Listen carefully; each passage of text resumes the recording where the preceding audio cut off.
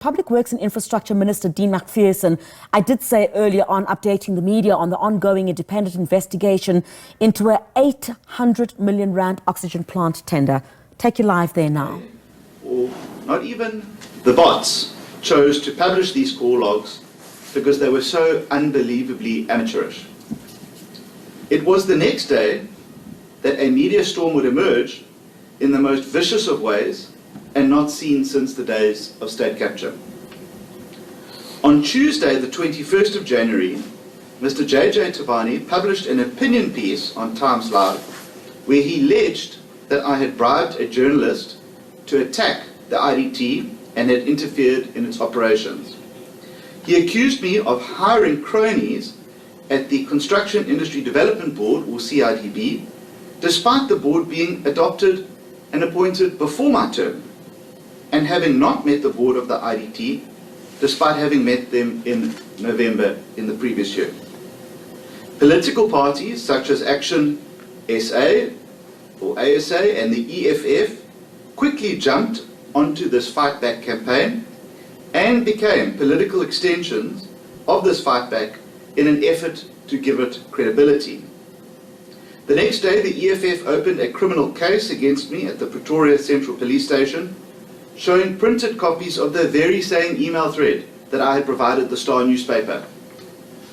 They could only have got that thread from the Star because it was myself who gave it to them.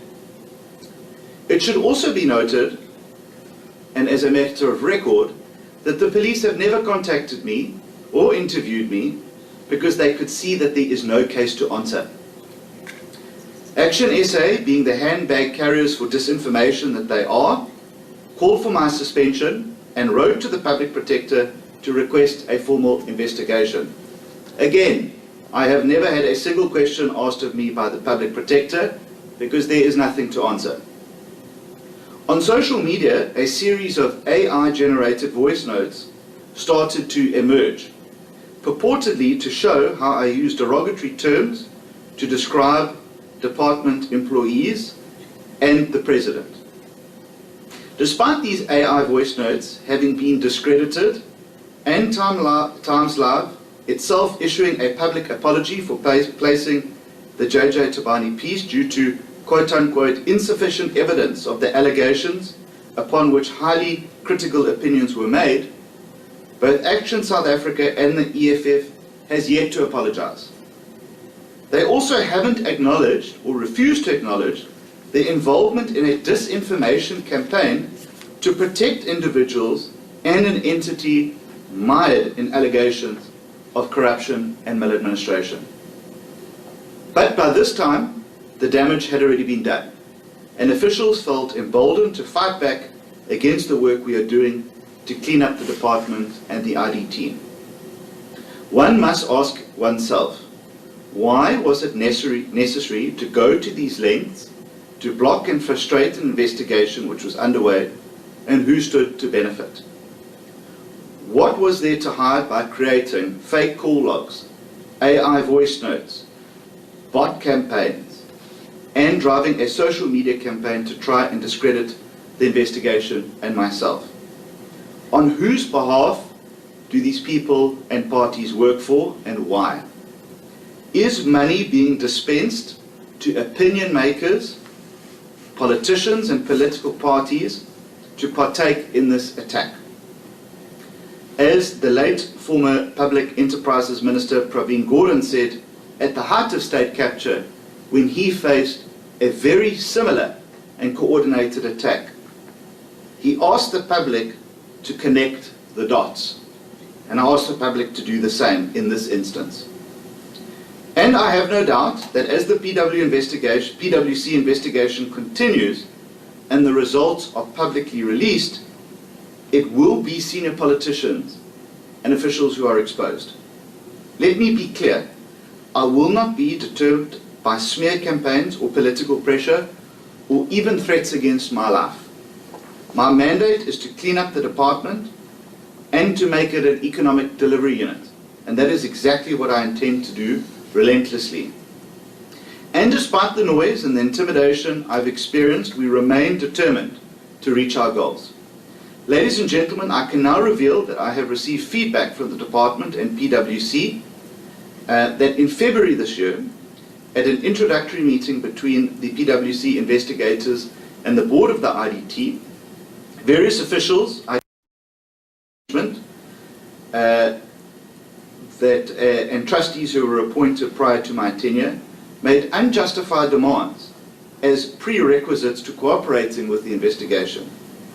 These included that the department must obtain prior approval from the Department of Health and that the department provide the IDT with the investigation's full term of reference. They stated the view that the department has no legal right to arrange for the investigation by PwC, demonstrating a shocking disregard for accountability. This is documented in the minutes of the meeting that I have now obtained. In a briefing with the PwC investigations on this last Friday, they informed me that as a result of the delay caused by these demands, they have only just received documentation from the IDT a day or two earlier, and that the information that they had requested was in fact incomplete. If there is nothing to hide, why not comply with an investigation which will help to reveal the truth? I am further advised that the investigation is only 25% complete despite starting in January of 2025. It should have been completed already, and had it not been for these delays. However, I do believe that the final report will be made available to myself as the Minister by the end of May 2025, whereby I will make it available to the President, Public and Cabinet. This past week, following a formal application to the Master of the High Court, 5 new trustees have now been appointed to the IDT, on top of the 2 ministerial appointments that were made earlier, ensuring that there are no vacancies at the IDT for the first time in more than 18 months or since October 2023. The board now has the legal standing and institutional strength to fulfill its governance obligations and provide the required oversight.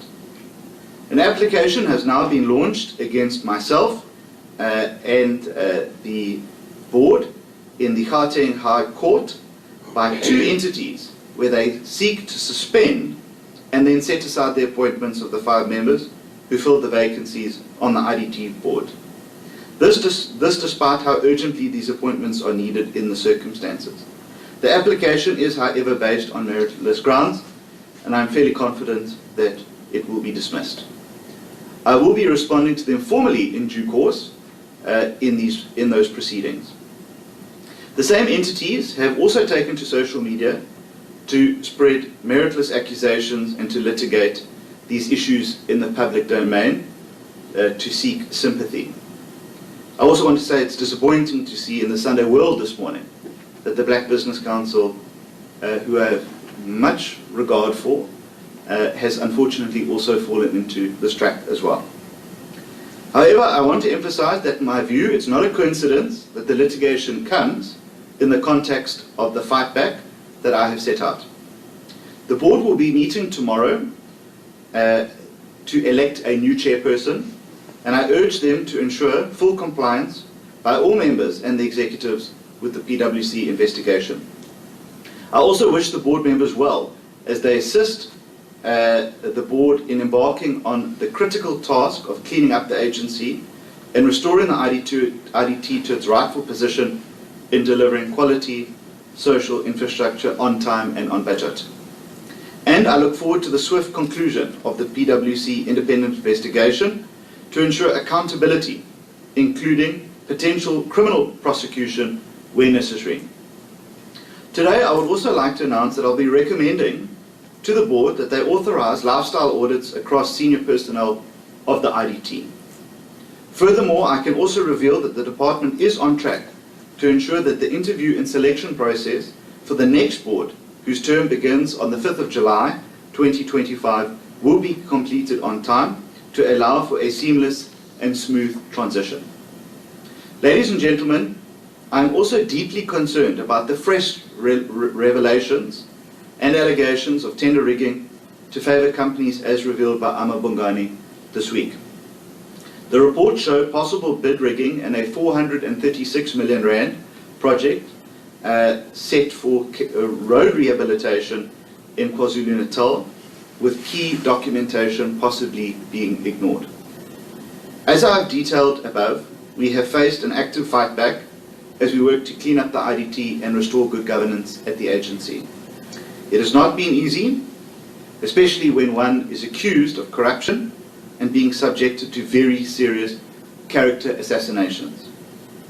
But despite the difficulties, I will remain resolute in my commitment to the people of South Africa and to building a better South Africa. We will not be determined, we will not be distracted. I urge South Africans to keep this in mind over the next few weeks and months ahead. Remember that there are vested interests which are against our attempts to stop corruption and save public money. But I don't serve them. I serve you, the people of South Africa.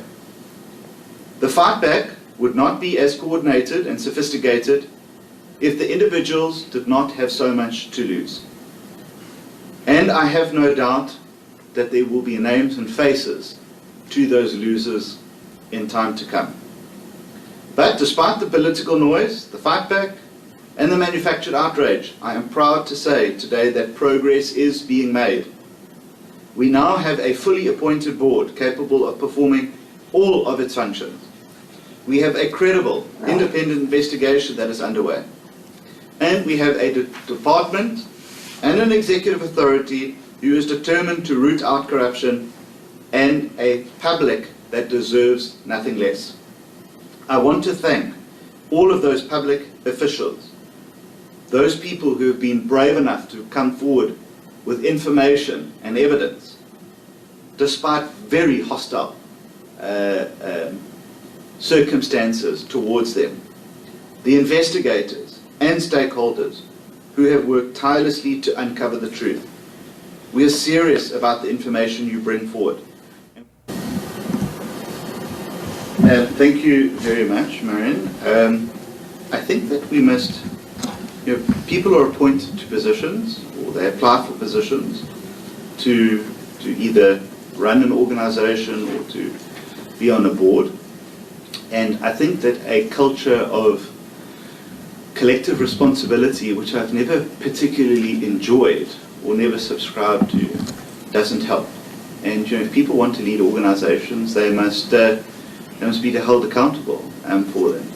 And the minutes that I've seen do not paint a picture of an organization that is being led in the right direction. And that's why I think that the new appointments are going to be very helpful to the board.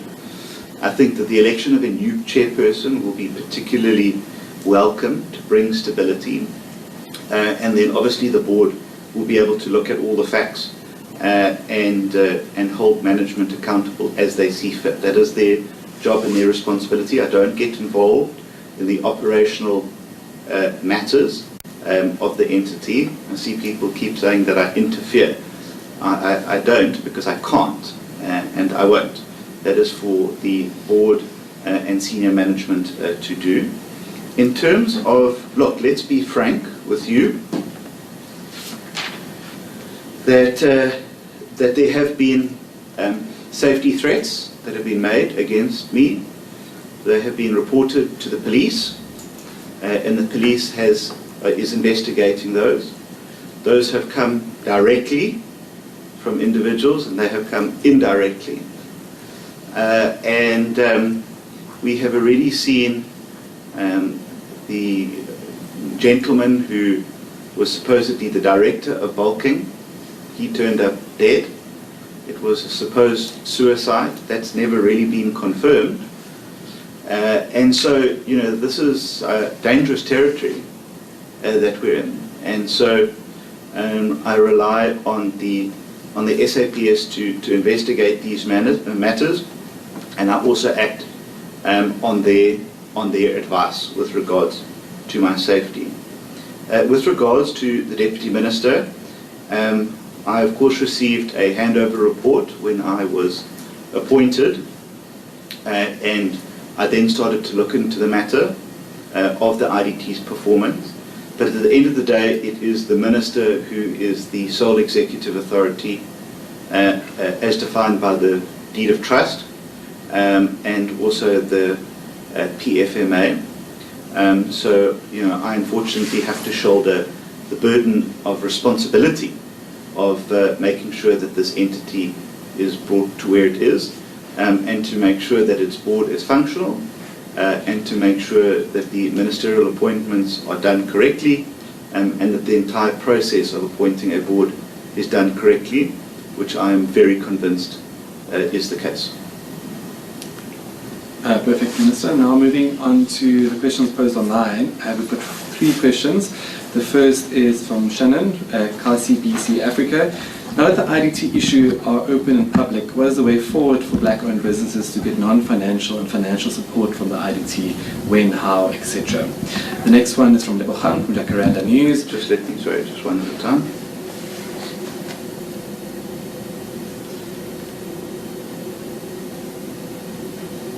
Okay. What immediate and long-term measures will your department implement to address these findings, hold responsible parties accountable, and restore public trust in oversight and administration of tenders managed by the IDT?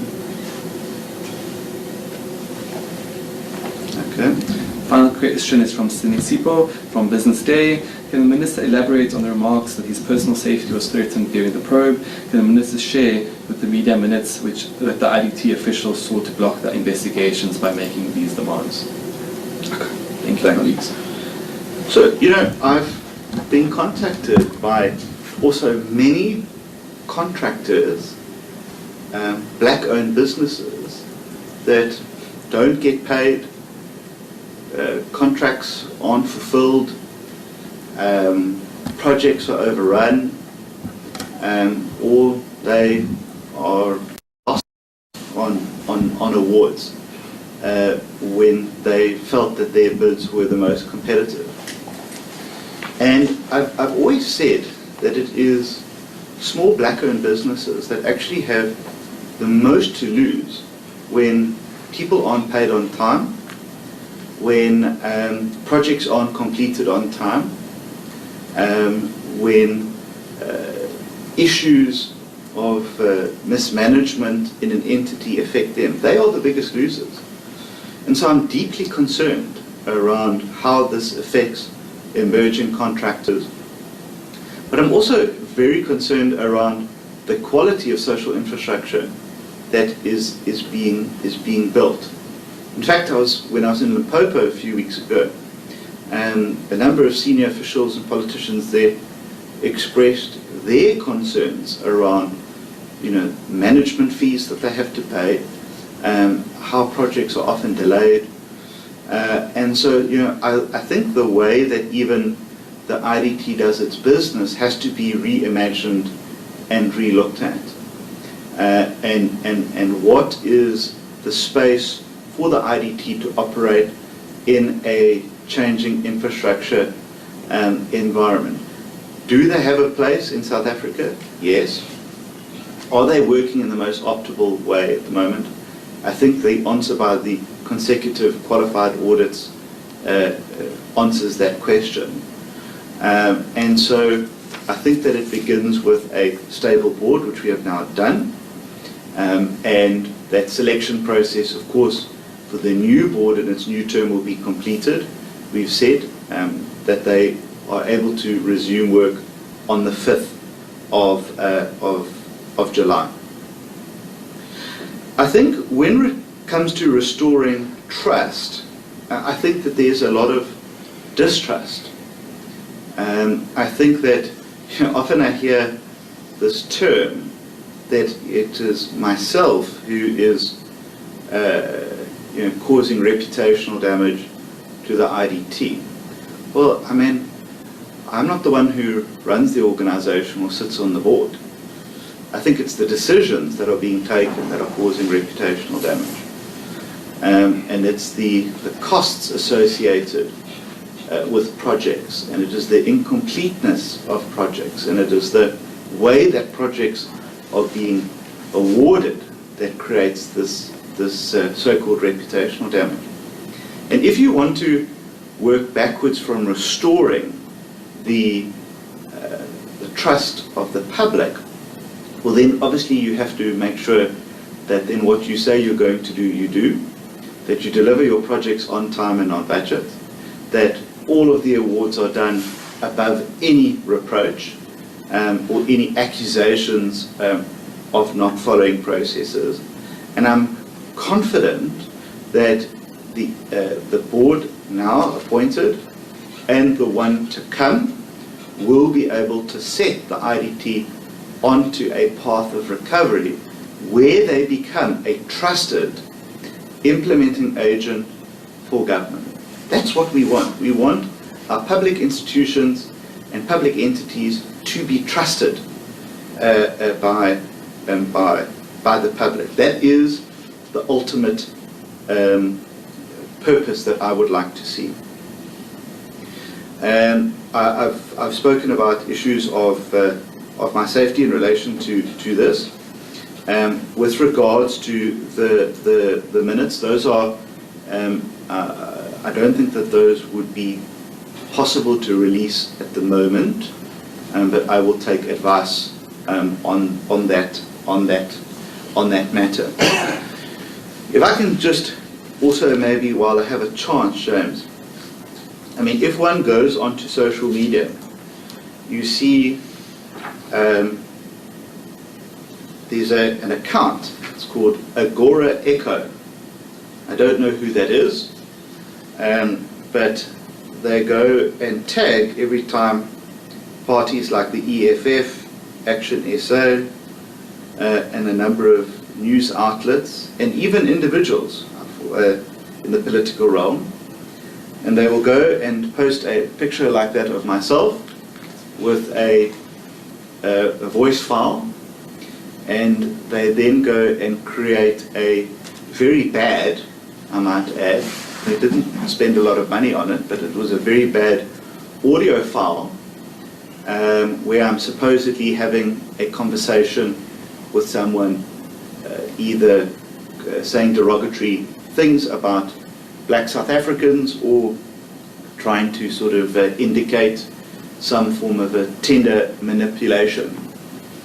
We then see another form of a bot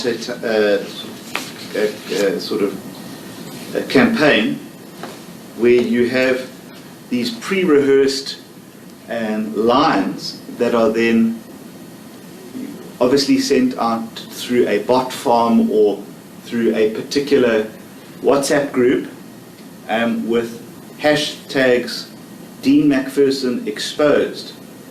And then it will say the IDT's leadership should be based on merit, not the financial interests of corrupt politicians. Dean Macpherson is a disgrace.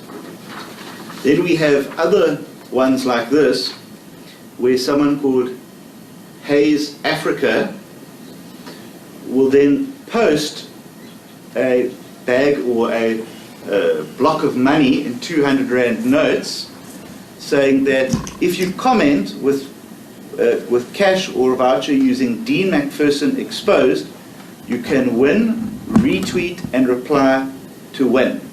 And all you have to do is then create a hashtag and they will then also put their comments in it. We then see from the same person, Hayes Africa, a picture of myself and Peter Louis Marburg, which says the web of corruption is unraveling. A leaked call exposes how Minister Dean Macpherson financially supports journalist Peter Louis Marburg to run a smear campaign against the IDT leadership. And it is fascinating that why would an entire bot campaign revolve around a single entity?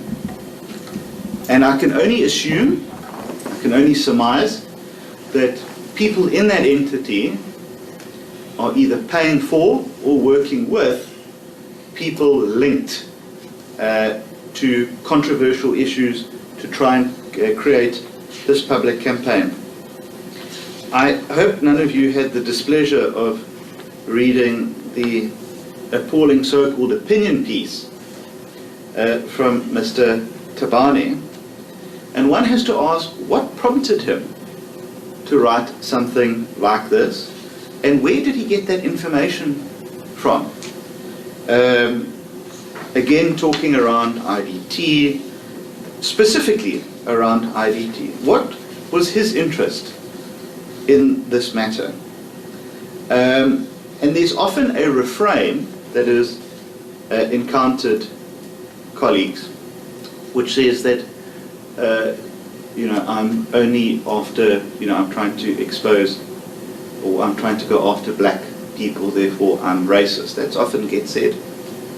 I think that all of the 5 new appointees to the board are black South Africans. That's a remarkable feat for a racist to do, if indeed that is what I am. And so it's clear that there are individuals that are working with people in the media, online, and these so-called NGOs to try and create this narrative. So I thought, let me just share that so that you can actually try and see how crude this campaign is. And I got another WhatsApp this morning. Let me read it to you. Another person has sent this to me. It says, "Attention please, important announcement. We're exposing the link between Minister Macpherson and a media network pushing false narratives and targeted propaganda against government officials. This isn't journalism, it's a coordinated campaign to profile, silence and protect powerful interests. The agenda is clear, the evidence is ready, stay tuned." That came this morning, just ahead of this press briefing. Thanks. Thank you, Minister. We've got 2 final questions and we're going to close. They are from Peter Louis Myberg from the Daily Maverick. He asks, has the department or ministry been briefed by the Hawks on any progress with the criminal investigation into the bulking role in the 836 million oxygen plant scandal? Also, we will conduct the lifestyle audits of the senior IDT personnel. Is it will be an extension of the PwC probe, or will there be a new investigation by a different forensic firm or law firm? With that, we're going to close the questions. Is there another, one more question? Yes, sir. Hi, that's James. Can you hear me? Oh, okay. Hi, Minister. Babalo here from EWN. Just quickly on the PwC, just timeframes on this probe, and when do you expect the final report to be handed over to you? And are there any provisional findings implicating any officials at the moment, supply chain or wherever, in relation to that ghost tender, for example? If you can just give us an idea, Minister. Thank you. Minister, just before you answer, sorry. We've got one more question from MoneyWeb. Sure. At MoneyWeb. He asked, which entities are responsible for launching the court applications? Sure. I'm sure. Actually, don't. Well, one is called Black Forum South Africa. Ever heard of them? And another one was supposed to be an NGO. NGO. Yeah, another NGO. I can't recall their names, but I've never heard of them, never seen of them before. So, and reading their court papers, they've got the entire process wrong. So, but we'll help them in court understand that. Let me say, Pabelo, that I have received an interim report, but I'm not at liberty to share that. And I do expect the final report by the end of May.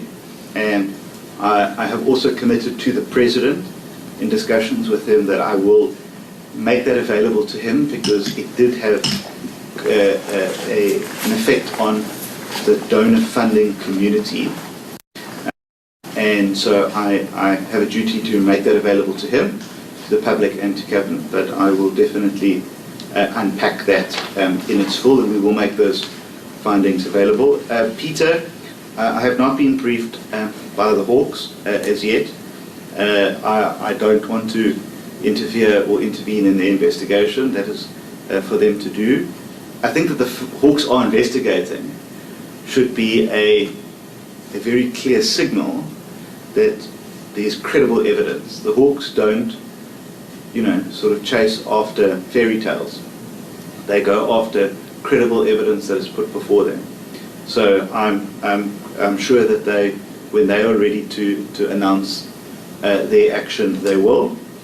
Peter, I also will not interfere or intervene in how the board conducts lifestyle audits, should it choose to do so. I will simply make a recommendation. I will make my view known, but that is up to the board to deliberate on. As I'm very clear around what my lane is, and it is not operational. It is very clearly defined as the executive authority in terms of the trust deed, as well as the PFMA, the Public Finance Management Act. Thank you. Colleagues, with that, we bring to the end of our press briefing. Thank you so much, Minister. Thank you for your time. Thank you.